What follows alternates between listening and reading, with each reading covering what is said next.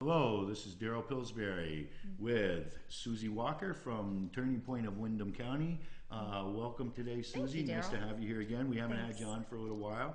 There's a awful lot of good stuff happening at Turning Point. Thought we should have you come on again. Let's start first off with a little background about Turning Point, since probably sure. not everybody knows what it's about. Give the mission statement, what it is that you do, where your location is, and then we'll talk about location. Okay. Thank you, Daryl, and thanks for having us on the show. Turning Point is a recovery center here in Brattleboro.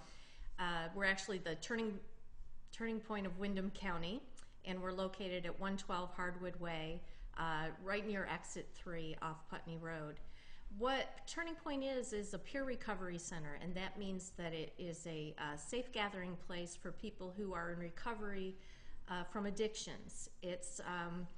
We're not counselors, we don't have doctors, we're peer recovery, and that means that people who have been there before, who have some time in recovery, are there to help others who maybe are just starting out or are having some issues that they need some support with. And so that's our primary mission, is to be a safe place for people to be. Which this place up there, having been in it a couple of times, it's really a beautiful spot. And there's a pool table, so people have something to do. There's some internet. Yeah, we have computers that guests are welcome to use, whether they're checking Facebook or doing email or doing online job applications or job searches. They use them for a variety of reasons. So we have the pool table, which is, people really like that they get to play pool in a friendly environment and not have to worry about getting popped over the head with a pool cue. Right. A tussle like may have happened before. Or a lot of these folks like to play pool, and they've learned in bars and stuff, so now you don't have the bar atmosphere, which is a lot better too. It's just a very comfortable, it's like a big living room when you walk into Turning Point. We have a small kitchen that we keep stocked with enough food for light meals and snacks, and so we just welcome people to come in and make themselves at home. Yeah, and they do. Most of the people that are there do. And now you have some new staff members too, don't you? Are they part-time, or because the last few times I've been in, it's been nice having a greeter. Now I don't know if they're staffed or if they're volunteers. A long time ago They're almost all volunteers. Yeah, okay. I'm a part-time director, and we have a part-time volunteer coordinator, thanks to a grant from the Thompson Trust. Otherwise, everybody there is a volunteer, and so we typically have at least 2 people on duty, because we want to have people there to back each other up and to help support the guests. We do have someone in the office from Vermont Associates. That's a program here in town. A number of our volunteers are people who are actually doing maybe their community service, or they're getting a work experience through another program. And some of our volunteers are people who simply want to give back and support people in recovery. So it's quite a wide range. I'd say that we have about 12 volunteers on our staff right now. And there's a constant rotation, because one of our most challenging problems is that when our volunteers have been around for a while, they have their work experience, they get kind of settled in their recovery, and then they move on to the real world. And so, that's a luxury problem right there, is that our best volunteers go off into the workforce. Which is a good thing, but yet a bad thing for Turning Point itself. Yeah. But that's the whole point of Turning Point, is to make you be self-sufficient again and help you.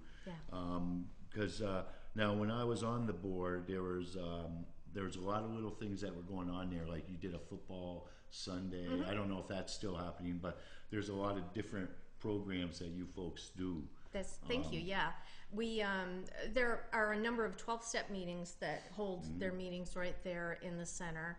We have other programs through Prevent Child Abuse. We have a nurturing parenting program. Good. We have a group called Making Change. That's to help people who are on the younger side, 20 or under, who are having transitional issues that may or may not involve substances. So we have a lot of collaborations going on. Now, who would run a program like that one? Do you do that too, or do you have somebody else come in there? That's a collaboration with HCRS, which is here in town, and that's co-facilitated by a counselor from HCRS and one of our recovery coaches. We do the same thing with a partnership with Phoenix House. it's a life skills program where they teach people how to prepare their resumes and get ready for interviews and do all of those things around job hunting. And that's co-facilitated by somebody from Phoenix House and one of our recovery coaches. So we try to offer a lot of things like that. We're not open on Sundays right now because we're actually looking for more volunteers who are available on weekends to be open for that. But we'd love to be open for football Sundays again. That was really fun. People would come in and just make chili or soup and just sit down together and watch football. That was when we were in town, though, too, wasn't it? It was. Which we are going to talk about that a little bit as soon as we talk about the program a little more, because that's one of the. I remember when it got moved out that way, and it's on the bus route and stuff. And it is a beautiful facility. It looks beautiful when you walk in. Plenty of room, folks. I would encourage people to maybe take a walk and or take the bus down and go in and visit and say hi to Susie and just see what's available there, because it's a very nice, warm atmosphere. Also, you got a nice green space there too. Oh, we love. We've got a little backyard area, and we did have I don't know, maybe 3 barbecues this year. That's cool. And just get to use the space. And I know the parenting groups that meet there in the evening like it because the kids can go outside and play while the adults are doing their groups. It's a nice little area with a picnic table and all. So that's great. We definitely like a lot of things about where we're at right now, except that it's just a little too far out of downtown for some folks. Which is too bad, because it's a gorgeous spot. But I also understand why we need it closer to town. A lot of people don't have the means to get out, don't have the money to even really afford to take the bus, so they get trapped. Now, one of the things that Turning Point's always in the need for, and that's good board members. I am going to assume you still need some board members. Are you Always. Up there? Okay. How would somebody go about getting, if you're interested in getting on the board, folks, give Susie a call at Turning Point, what's the number? 257-5600.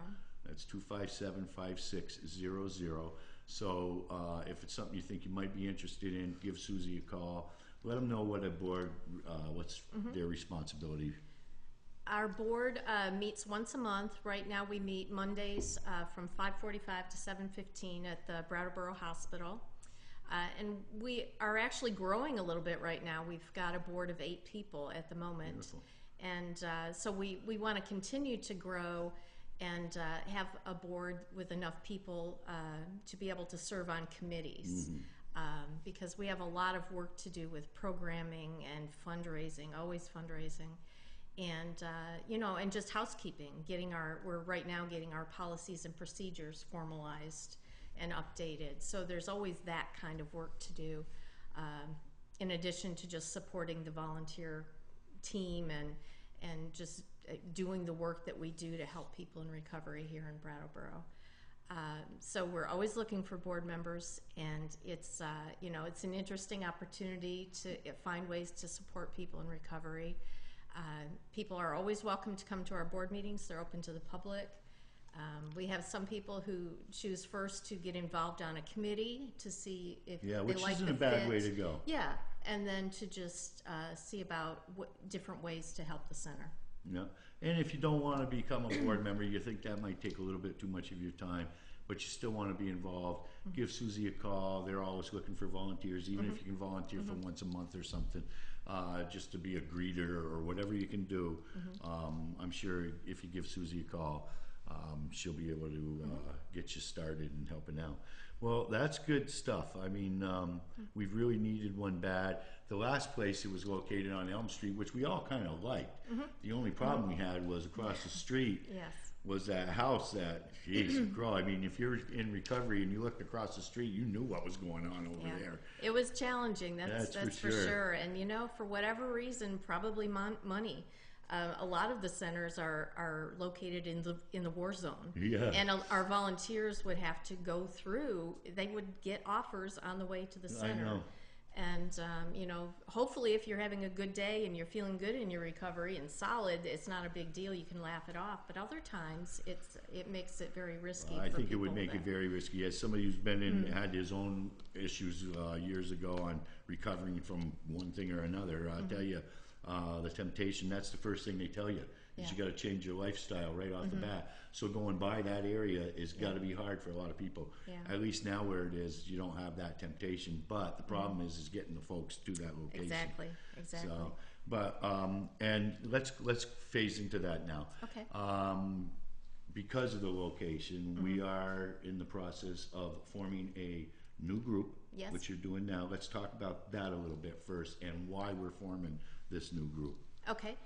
We are forming a task force, and this group of people will report to the board, but will be a separate group of people so that the board and I can continue to do the programming and the work that we are already doing.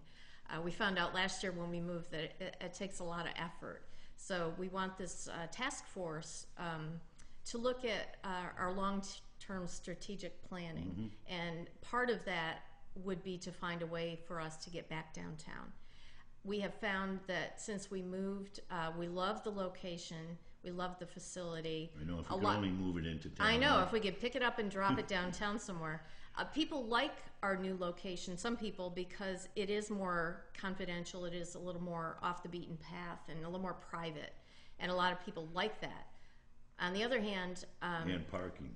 And yeah, we have wonderful parking up there. So there are a lot of pluses, but there are a lot of people who simply can't get up there. You mentioned we're on the bus route, but literally for some of our people, having enough money to get the bus up there 2 or 3 times a week is just too much. And so we have a lot of folks who walk or get rides from other people, but it's a challenge, and we've definitely noticed that even though our programming has grown, is stronger, we have more to offer. We have more collaborations with community partners. There's more going on. There aren't as many people getting up there to take advantage of it. And so we're looking for ways to improve that situation. Which is one of the ways you count on your funding, is by visits, isn't it? I mean... Yeah, we keep track of how many, that's how we know. I mean, we can see that it's been quieter, but we keep track of statistics for our state money. And I know that we've lost about 4,000 visits from last year. Wow. That's not people. We count how many visits we get, because everything is pretty anonymous. We don't keep track of individuals. We keep track of just how many people visited today.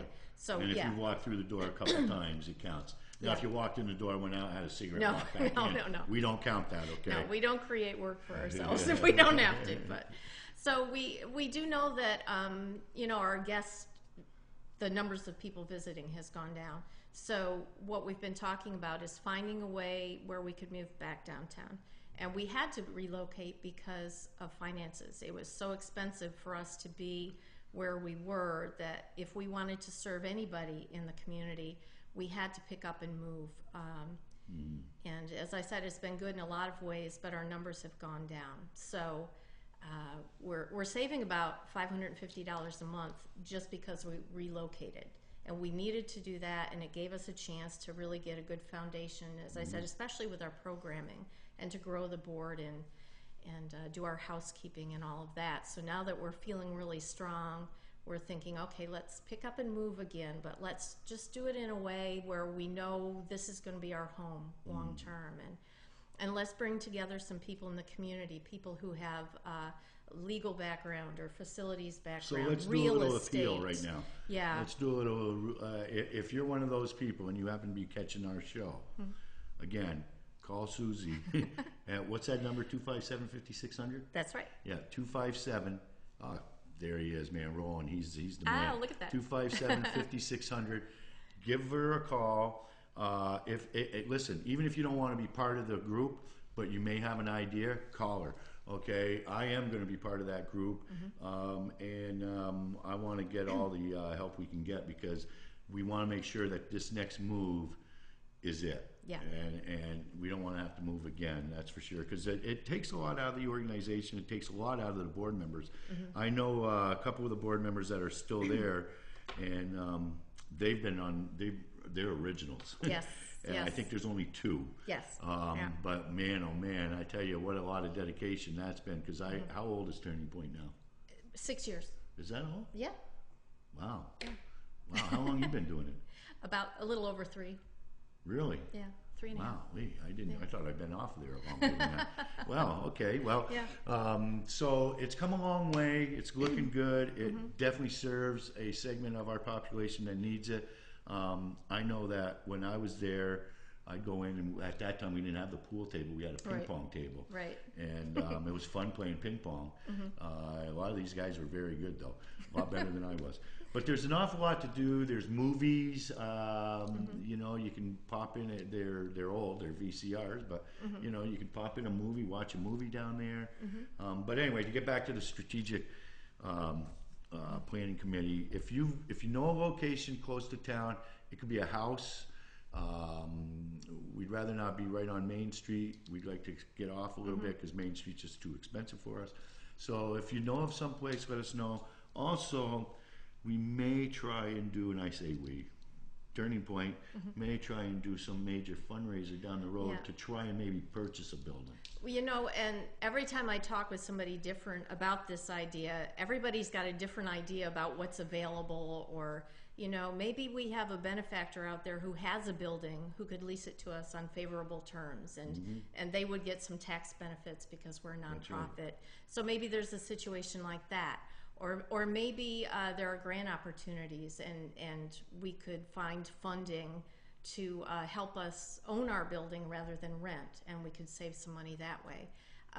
People have mentioned maybe partnerships with other organizations in town, whether we just share administrative help and things like that, or whether we actually share a building somehow. So if, you know, just imagine if we brought together whatever, 10 or 15 people and just did some powerful brainstorming about all these ideas to see what really is the best alternative for us. Well, and to have these people, have these people research, you know, some of the logistics of it. I think that's just a really exciting thing. And we've actually scheduled a first meeting, and we're inviting people in the public to come. Which is, let's tell them when it is, in case somebody, if you happen to be interested, I hope this will be out by then. It should be.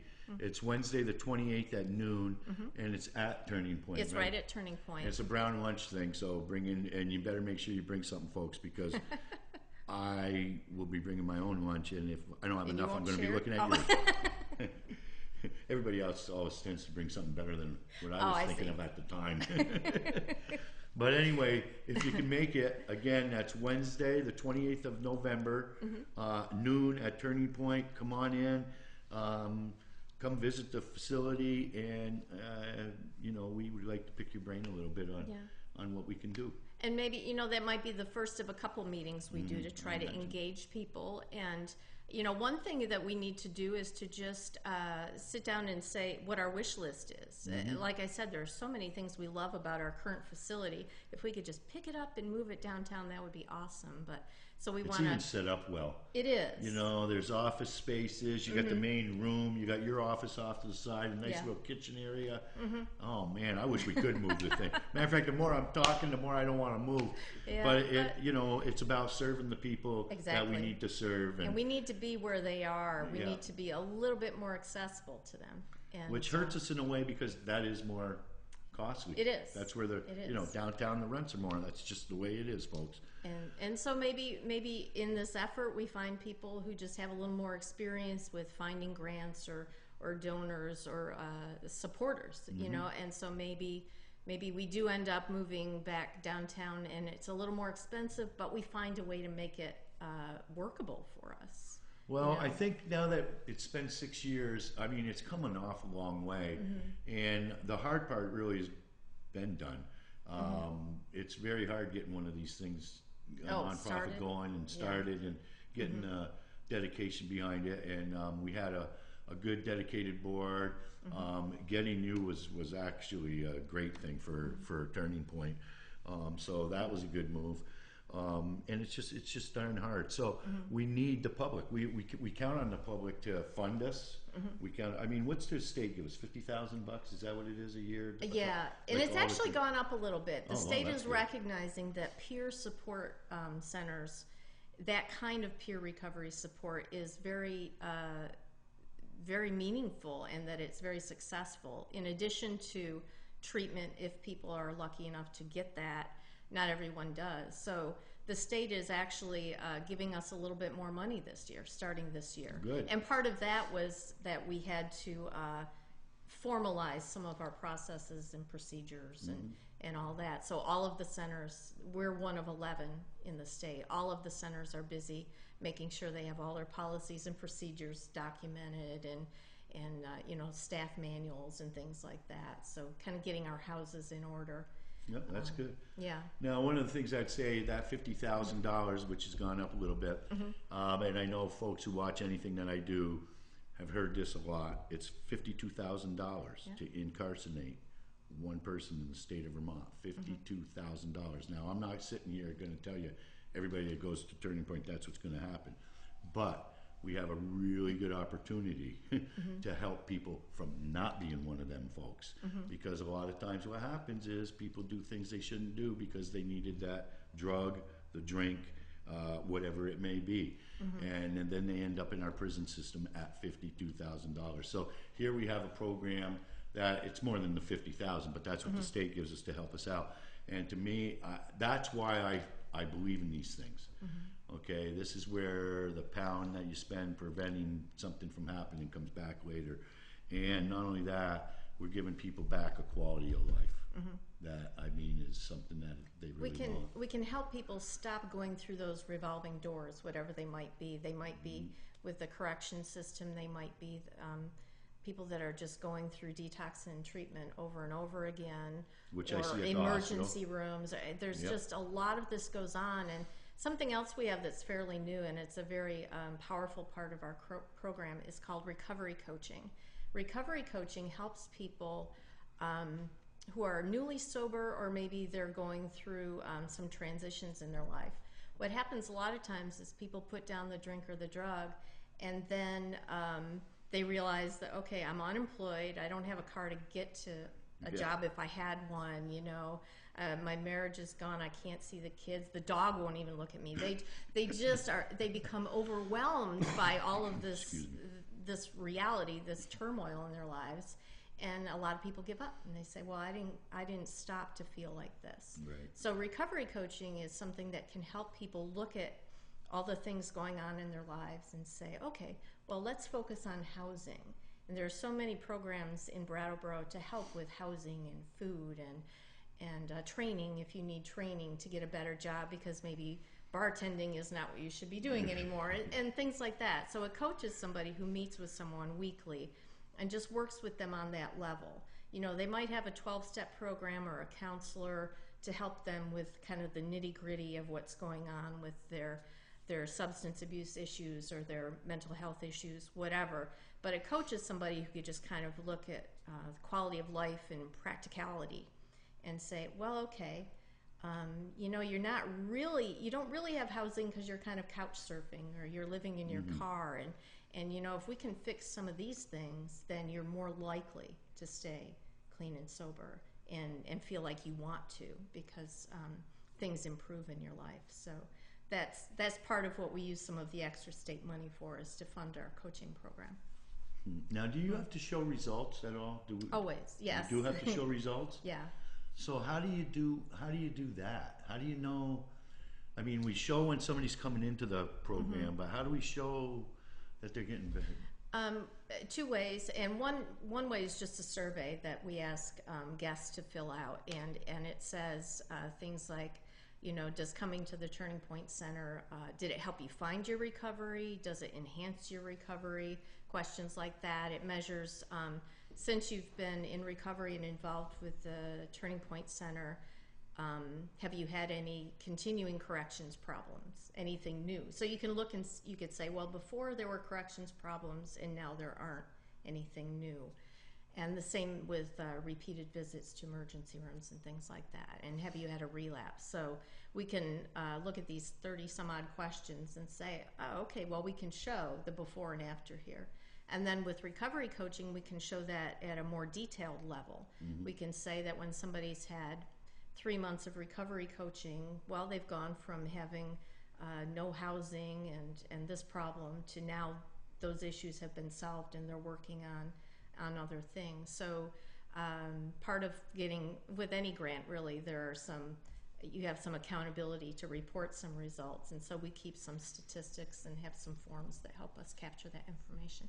Excellent, good. So we even have stuff then that shows that it is working, even though we know that, and we can give the old anecdotal things, but it's nice to have it down there to show. And I figured you probably had to have something because the state just doesn't give money out that easily. Well, we got 5 minutes left, Susie. Anything else maybe that we haven't touched on that you would like the public to know about? You know, we try to do an event every month, partly for fundraising and partly just to remind people that we're there and that we're here to help. What we have coming up next is a sober dance on New Year's Eve, and that will be at the River Garden. Oh, wow. 9. Did you do that last year? We did. It was the first time we did it last year, from 9 o'clock until like 12:30 or so. And so we're going to, last year what we didn't anticipate was that people would want to leave early so they could go home and watch the ball drop. So this year we're making sure that we can share that experience with everyone some way, with a projector and a computer, so we can all watch the ball drop. Okay, that shouldn't be too hard to do. We should be able to get that in there. That's true. That's a good point. And now for the toast, what do you got? Some like apple cider or something? Well, the point is to just be together. That's right. And we've got some friends doing music, and it's nice. It's right there on Main Street, so even if people, sometimes on New Year's Eve, you just have a number of things to do. So we had a lot of people last year come in for a while and then take off. So we'll be there at the River Garden New Year's Eve, 9 o'clock until 12:30 or 1. Well, now is the time to start planning for that too. Yeah. We're almost toward the end of November. I know, it's by almost the time, Thanksgiving. Can't believe it. I know. We'll be by the time they're watching this. Well, that's all good stuff, Susie. And Turning Point has really, like I said earlier, come a long way. I look at it as a very valuable resource in our community for the people that, some of the most vulnerable people, which is what we tend to do a lot of in Brattleboro. I mean, we have a lot of programs here in this town to help people. This happens to be one of them. Again, if you have any time to give to Turning Point, whether it's joining a board, if you can be on this new committee for what are we calling that committee? The relocation task force. Or the looking into the future type of thing. Yeah. If you can be part of that, or fundraising ideas, whatever, give Susie a call. It's always nice to support what we have out there, even if you're not one of the people that need to support. It's still good to support it. Maybe you got a relative, or you probably do have a relative or a friend or a neighbor. Almost everybody knows somebody. So we all know somebody. So again, well, I'm glad, Susie, we could get you on. Thank you, Daryl. I'd like to be able to promote it a little bit, and you guys are doing an awful lot of good work down there. Again, this is Susie Walker, for the Executive Director for Turning Point of Windham County. Susie, again, thanks an awful lot. One more time, tell people how to get a hold of you. Okay, you can reach us at 802-257-5600 if you have any suggestions or questions. We have a Facebook page, Turning Point Windham County, and or just stop on by at 112 Hardwood Way, and we'd love to meet with you and show you around. Yep. All right, everybody, thank you very much. This has been a conversation with me. I'm having Susie. Thank you, Susie, for coming down in. I like to do these things just to show the community what we have out there. There's an awful lot of people working hard to make it a better place to live. That's why I love where we live. And not only that, there's a lot of people who support the people like Susie, myself, things that people out there doing these kinds of things. So thank you for your support. Donations are always accepted, okay? You can send them right down there to Turning Point of Windham County. They'd love to have a donation. So I'd like to thank Roland in the back doing our production and our editing. Thanks an awful lot back there, Roland. He had to do this real quick. And again, I want to thank my guest, Susie Walker of Turning Point, and I want to thank all of you out there for watching. And again, we'll see you next time on A Conversation with Me. So again, thanks everybody for watching. We'll see you.